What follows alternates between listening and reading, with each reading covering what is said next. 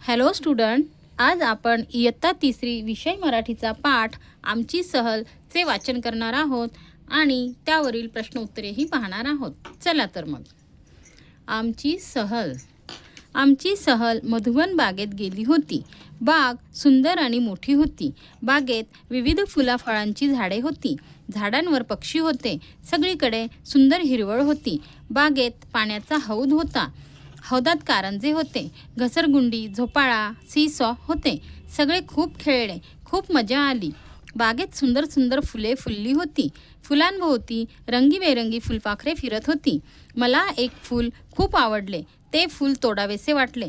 मी फुलाजवळ गेलो. फुलाला हात लावला.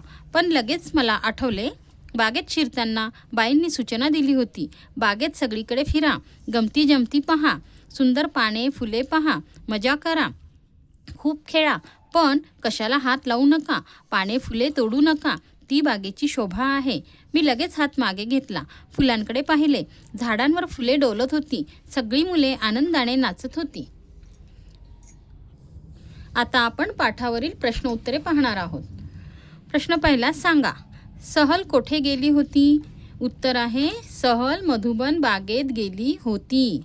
प्रश्न दुसरा, फुलाला हात लावताच मुलाला काय आठवले?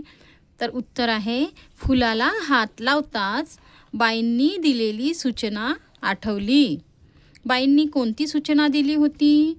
तर उत्तर आहे, बागेत सगळीकडे फिरा. गमती जमती पहा. सुंदर पाने फुले पहा. मजा करा. खूप खेळा. पण कशाला हात लावू नका. ही सूचना बाईंनी दिली होती. त्यानंतर आहे, काय ते सांगा. सुंदर, सुंदर काय आहे?